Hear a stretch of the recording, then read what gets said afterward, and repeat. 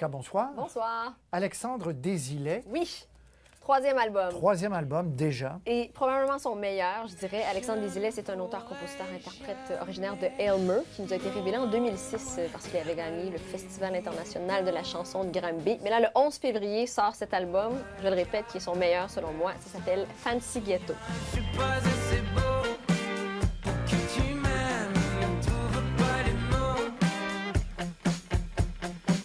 Quasimodo, défends sa reine, mais n'est pas assez beau pour elle de toute façon.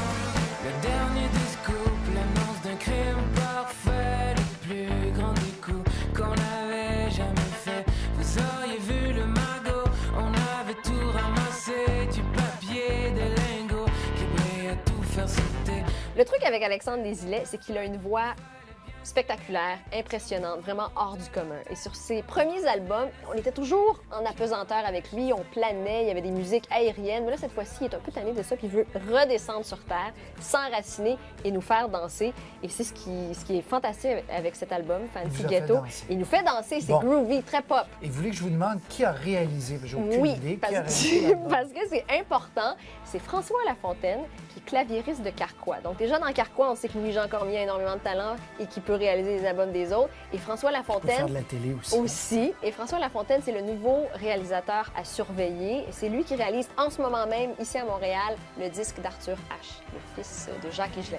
On regarde le clip d'Alexandre Desilets. Et voilà que dans la nuit, je me lance.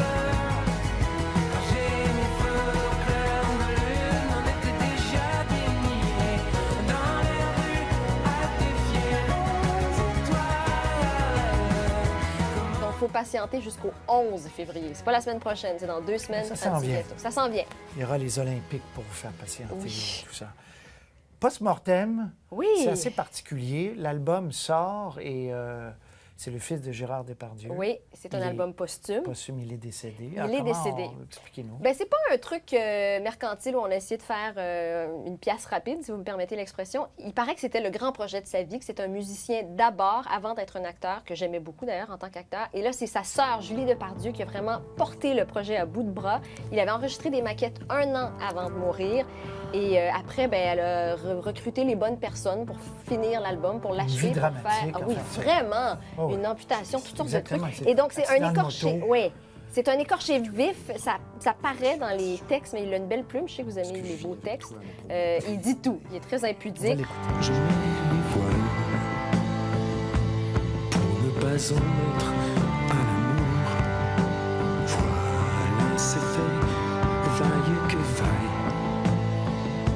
C'est à l'amour comme à la guerre. Je mets les voiles. Post-mortem, c'est le cas de le dire. C'est le cas de le dire. Très intense, mais beau. Et ça sera son seul album. Rapidement. Rapidement, sur Espace.mu, une semaine avant sa sortie, on peut écouter le deuxième album de Patrice Michaud, Le feu de chaque jour, très attendu. Allez-y tout de suite. Très bien. Merci, Mika. On va Merci, faire Patrice. une petite pause Oui. olympique. On se retrouve avant que la neige fonde. D'accord. Salut. On a fait sauter le pont, croiser nos langues mortes, nos mécaniques générales.